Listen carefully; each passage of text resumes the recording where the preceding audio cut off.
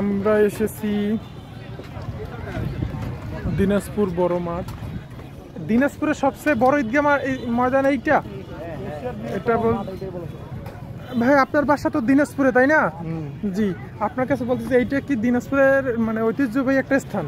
জি ভাই। পিছনে আছে জেলা প্রশাসকের কার্যালয়। এই যে দেখতে পাচ্ছেন এটা হলো দিনাজপুরের সবচেয়ে বড় ঈদগাহ মাঠ, প্রাণ কেন্দ্র। এখানে প্রতি শুক্রবার প্রতি মেলা ছাড়াই মেলার মতো হয়। কি দেখতে পাচ্ছেন সুন্দর সুন্দর সুদর্শন পুরুষ ইয়াংস্টার এখানে আসছে।